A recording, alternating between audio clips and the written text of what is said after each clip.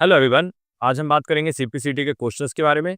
यहाँ हम क्वेश्चन के साथ साथ एक्सप्रेशन को भी समझेंगे ताकि हमें प्रॉब्लम ना हो आने वाले एग्जाम में। तो यहाँ पे जो क्वेश्चन पूछा गया था, ये पेपर है 12 जनवरी 2025 के शिफ्ट 1 का पेपर। तो चलिए, सबसे पहला क्वेश्चन है, किसी भी एप्लीकेशन विंडो में सबसे ऊपर वाली पट्टी होती है, डॉक्यूमेंट एप्लीकेशन का नाम प्रेस करते उसे क्या कहते हैं?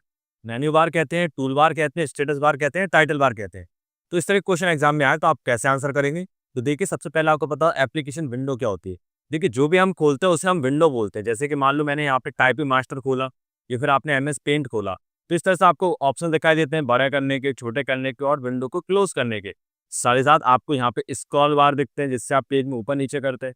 तो इस विंडो को हम क्या बोलते हैं? इसको ही हम क्या बोलते हैं? विंडो बोलते हैं। क्या बोलते हैं इसको? विंडो। तो विंडो मतलब जो भी खुलता है उसे हम क्या बोलते हैं? विंडो।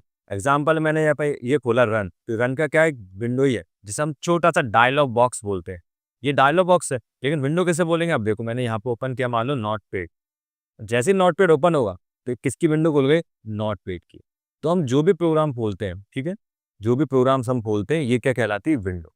विंडो मतलब ऐसा हम सभी जानते हैं, खिड़की होती है भाई, यही है। अब इस विंडो में यहाँ पे पूछा जा रहा है, एप्लीकेशन विंडो में सबसे ऊपर वाली पट्टी, यानी कि ये इस पट्टी को क्या कहते हैं? तो देखिए, इस पट्टी को हम क्या बोलते हैं? टाइटल बार, जिसमें क्या दिखता है? डॉक्यूमेंट्स का टाइटल। अब ये तो इस एग्जाम में पूछा है, अगला एग्जाम में क्वेश्चन पूछ सकते हैं, विंडो में इन्हें क्या बोलते हैं? तो इन्हें क्या बोलते हैं? स्क्रॉल बार। क्या बोलेंगे इसे? स्क्रॉल बार, जिसमें हम करते हैं पेज में अप डाउन जाते हैं। कितने स्क्रॉल बार होते हैं एक विंडो में? एक विंडो में 2 स्क्रॉल बार होते हैं। एक होता है किस तरफ? लेफ्ट राइट साइड पे, और एक होता है डाउन साइड पे, यानी कि बॉटम में होता है और एक लेफ्ट राइट साइड पे होता है। जैसे कि अभी मेरे सामने इस तरफ तो आ रहा है, इस तरफ का नहीं आ रहा क्योंकि जरूरत नहीं है इस डॉक्यूमेंट्स में। लेकिन मान लो जरूरत होती तो अभी आता।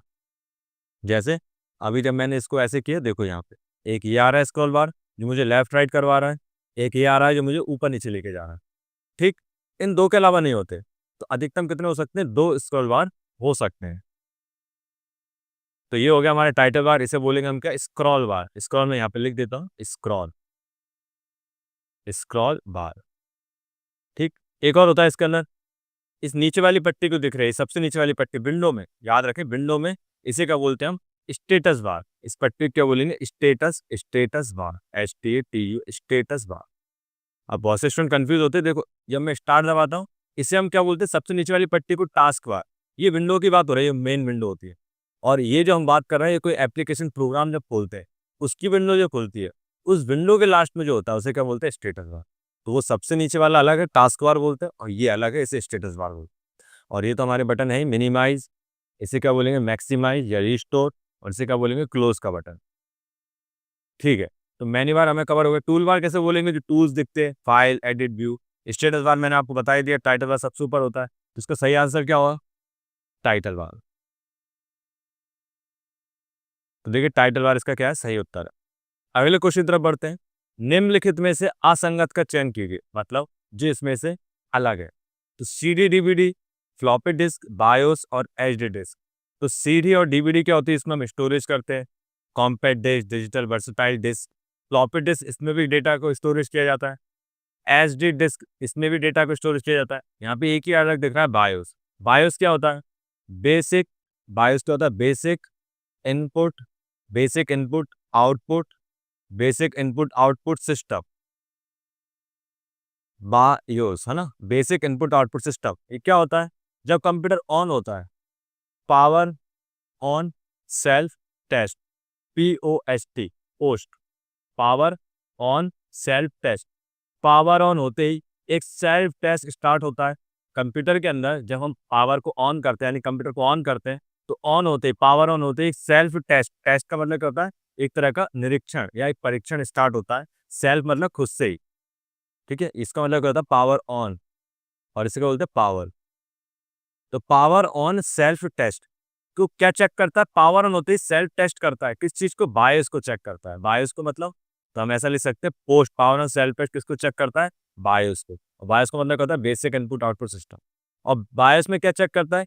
कि सभी इनपुट डिवाइसेस, सभी इनपुट आउटपुट डिवाइसेस सही से कनेक्ट हैं या नहीं। मतलब जो हमारा मॉनिटर है, हमारा यहाँ पे सीपीयू है, यहाँ पे हमारे पास कीबोर्ड है, माउस है, तो जैसे हम कंप्यूटर को ऑन करते हैं तो एक छोटा सा प्रोग्राम रन होता है, छोटा सा प्रोग्राम रन होता है। ये प्रोग्राम क्या चेक करता है? बायोस को, चेक करता है कि कीबोर्ड सही से कनेक्ट है क्या नहीं, माउस कनेक्ट है क्या नहीं, अंदर फैन सही से काम कर रहा है क्या नहीं, हार्ड डिस्क सही से कनेक्ट है क्या नहीं, यानी सभी डिवाइस को चेक करता है। ठीक है, इससे हम क्या बोलते हैं, पावर ऑन सेल्फ टेस्ट होते ही बायोस को चेक किया जाता है। और ये प्रोग्राम किसके अंदर सेव होता है, पूछ सकते हैं तो आप बोलेंगे रोम के अंदर सेव होता है। तो रोम रीड ओनली मेमोरी होती है, मैन्युफैक्चरर द्वारा इसके अंदर पहले से निर्देश डाले जाते हैं। जब कंप्यूटर स्टार्ट होता है तो रोम में जो लोड प्रोग्राम है वो रन होता है और कंप्यूटर को स्टार्ट करने में मदद करता है। अगर कोई पार्ट्स अवेलेबल नहीं है तो वो एरर दे देगा, कीबोर्ड नॉट प्रेजेंट और सीमस बैटरी लो, या फिर आपका एरर आ सकता है हार्ड डिस्क नॉट कनेक्टेड। इस तरह के एरर्स आपको प्रेजेंट करने को मिल सकते हैं, किसके द्वारा, रोम पे लोड प्रोग्राम के द्वारा। और अगर सब कुछ ओके होता है तो आपका कंप्यूटर स्टार्ट हो जाता है। तो यहाँ पे तीनों ही स्टोरेज डिवाइस है, बट बायोस ऐसा कुछ नहीं, तो उसका सही आंसर क्या होगा, बायोस।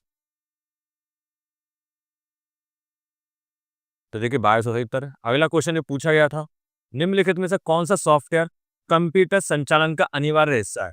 मतलब कंप्यूटर इसको ना चलेगा ही नहीं। Desktop, application, system, database. निम्नलिखित कौन सा सॉफ्टवेयर कंप्यूटर संचालन का अनिवार्य हिस्सा है। तो देखिए डेस्कटॉप का मतलब क्या होता है, जो आपका कंप्यूटर स्टार्ट होता है तो जो होम स्क्रीन होती है जिसमें आपको आइकन्स दिखाई देते हैं इस तरह के, तो इसे हम क्या बोलते हैं, डेस्कटॉप, बाहर की स्क्रीन।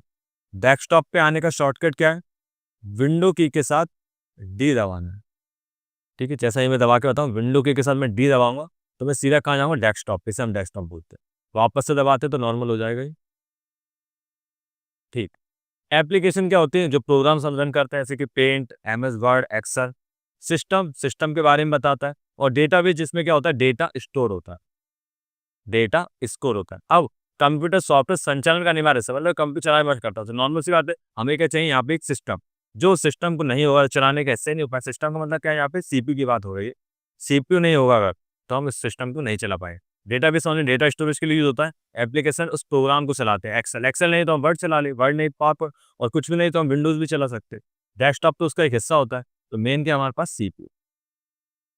तो देखिए यहाँ पे हमारे पास दिख रहा है बाइनरी अनुक्रम 101112 का दशमलव मान क्या हो। यानी हमसे पूछा जा रहा है, आपको एक बाइनरी नंबर दिया, इस बाइनरी नंबर को डेसिमल में कन्वर्ट करना है। मैंने कई बार बोला, ही एग्जाम में बार बार पूछे जा रहे हैं, 5-7 नंबर के क्वेश्चन इसी में से बनते हैं।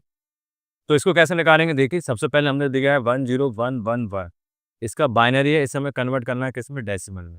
यहाँ पर हमने लिखा डेसिमल। तो अब इसको हमें उल्टे क्रम में लिखना है, बस पहले 1 लिखेंगे इंटू 2 की पावर 0 प्लस, फिर अगला 1 जो लिखा है उस पर क्लिक करेंगे, 2 की पावर 1 प्लस, फिर क्लिक करेंगे 1 इंटू 2 की पावर 2 प्लस 0 इंटू 2 की पावर 3 प्लस 1 इंटू 2 की पावर 4। यानी कि जब भी हमें बाइनरी से दशमलव निकालने के लिए बोला जाए, ठीक है, यानी बाइनरी से डेसिमल निकालने के लिए बोला जाए, तो आपको बस इसे उल्टे क्रम में लिख के 2 की पावर के साथ मल्टीप्लाई करना है। 2 की पावर 0, 2 की पावर 1, 2 की पावर 2, और कुछ भी नहीं करना है। ये हमेशा याद रखा, और हमेशा इस तरह का क्वेश्चन ही आपका एग्जाम में दिखेगा। एक नंबर दे देंगे इस तरह का कुछ भी, और बोलेंगे इसको डेसिमल में निकालो, दशमलव में निकालो, मतलब दशमलव मान निकालो उसका। तो आपको क्या करना है, बस ऐसे उल्टे क्रम में लिख के 2 की पावर को बढ़ाते हुए मल्टीप्लाई करते आ रहे हैं सब में। तो इसका आंसर क्या आएगा, 2 की पावर 0 का 1 होता है, तो यहाँ पे आंसर आएगा 1, प्लस इसका आंसर आएगा 2, प्लस इसका आंसर आएगा 4, प्लस इसका आंसर आएगा 0, और प्लस इसका आंसर आएगा 2 दूनी 4, 4 दूनी 8, 16। अब देखो 16 और 4 20, 20 और 2 22, और 1 23। देखो उत्तर क्या आएगा इसका, 23।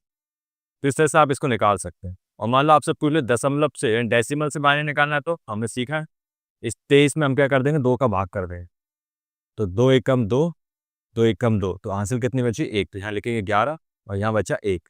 ठीक, फिर 2 से भाग देंगे, 2 पंजे 10, 1 बचा। फिर 2 के भाग देंगे, 2 दूनी 4, यहाँ पे 1 बचा। फिर देंगे 2 एकम 2, यहाँ 0 बचा, और फिर 1 बचा। इसी को उल्टे क्रम में लिख दो बस, 10111। देखिए वही आंसर आ गया। अगले क्वेश्चन तरफ बढ़ते हैं। हमारे पास कंप्यूटर स्क्रीन पर पॉइंटर को किस इनपुट डिवाइस से नियंत्रित किया जा सकता है। काफी बेसिक क्वेश्चन पूछा गया था इस बार, कि स्क्रीन पर पॉइंटर, ये पॉइंटर जो मैं चला रहा हूँ ना, इसे बोलते हैं, इसको हम कैसे नियंत्रित करते हैं। तो माइक्रोफोन से, यानी बोल के, तो पॉसिबल ही नहीं है। बारकोड रीडर से भी पॉसिबल नहीं है। स्कैनर से भी पॉसिबल नहीं है। तो सिंपल आंसर है माउस ही है। माउस नहीं होता तो क्या होता है, यहाँ पे लाइट पेन, लाइट पेन से भी हम क्या कर सकते हैं, कंट्रोल कर सकते हैं, है ना। माउस, लाइट पेन और टच स्क्रीन होता तो उससे भी हम कंट्रोल कर सकते हैं, टच स्क्रीन। ठीक, लेकिन बारकोड स्कैनर का नहीं। माइक्रोफोन माइक होता है जिससे हम बोल के काम करते हैं। बारकोड रीडर जो स्पेशल बार आते हैं इस तरह के, उनको रीड करने काम में आता है। जैसे प्रोडक्ट होते हैं ना, प्रोडक्ट पे आपने लाइनें खींची देखी होंगी, तो उनको रीड करने के लिए हम बारकोड रीडर का यूज़ करते हैं। और स्कैनर जो डॉक्यूमेंट्स को स्कैन करता है। स्कैनर क्या है, एक इनपुट डिवाइस है। बारकोड एक इनपुट डिवाइस है, माइक्रोफोन भी और माउस भी है। बट इन तीनों में अंतर क्या है, ये बोल के इनपुट लेता है, ये कोड को पढ़ता है, स्पेशल कोड जो होते हैं। ये स्कैन करता है डॉक्यूमेंट्स, फोटो, कुछ भी इमेज रख दो। और ये माउस क्या करता है, कंप्यूटर को पॉइंटिंग डिवाइस की मदद से इंस्ट्रक्शन देता है कि यहाँ क्लिक करो, यहाँ ये ओपन करो, इस तरीके से। तो ये माउस इसका सही उत्तर है।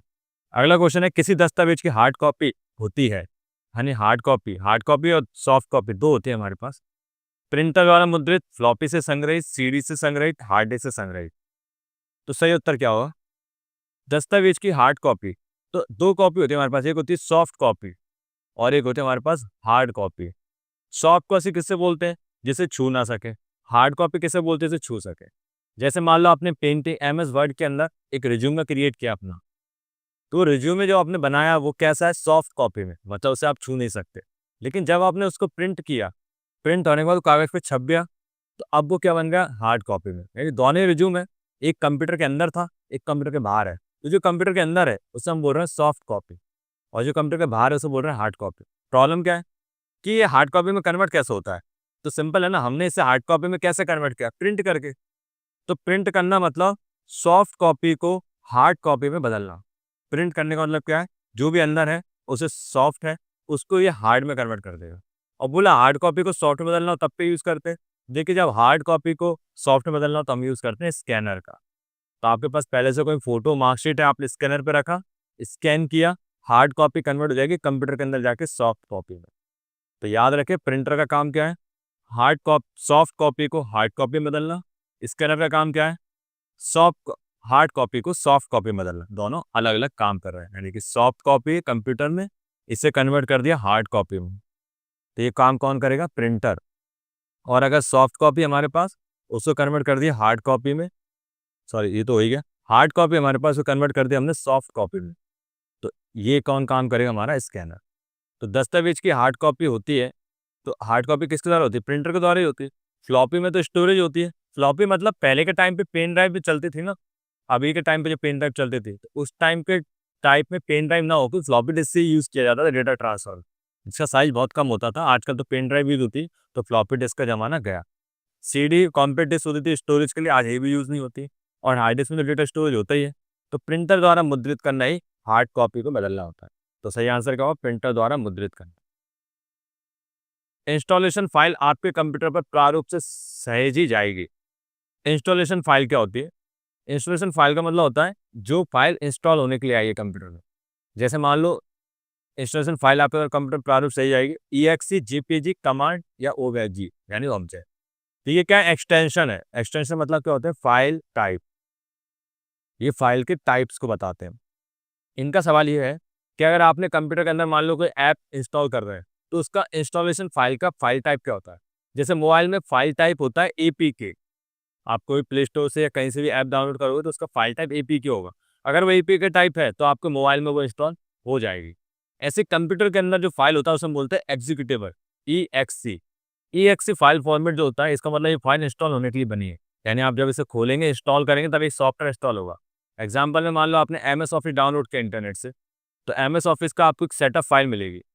वो सेटअप फाइल जो होगी ना, वो .exe करके ही सेव होगी। मतलब नाम कुछ ऐसा हो सकता है उसका, setup.exe। जब आप इसमें डबल क्लिक करेंगे, ये फाइल इंस्टॉल होना शुरू हो जाएगी। फोटोशॉप डाउनलोड करो तब भी ऐसी फाइल मिलेगी, setup.exe। हर एक की फाइल लगभग सेटअप नाम से सेव होती है। नाम कुछ भी हो सकता है लेकिन .exe सेम होता है। तो JPG इमेज का फाइल टाइप होता है। ये कमांड के लिए यूज होता है, ऑब्जेक्ट के लिए यूज करते हैं हम जब सोर्स कोड बनाते हैं किसी लैंग्वेज में। इसके अलावा फाइल टाइप में और भी बात करें तो हमने पहले ही बात की PDF। इसके अलावा MP4 ये वीडियो के फाइल टाइप है। MP3 ये क्या करते हैं, जो भी फाइल है उसके बाद जो भी डॉट ला के लिखा होता है फाइल का टाइप बताता है। मान लो पीछे PDF लिखा है, इसका मतलब ये PDF की फाइल है। मान लो फाइल के नेम के बाद लिखा है XLSX, मतलब ये एक्सेल की फाइल है।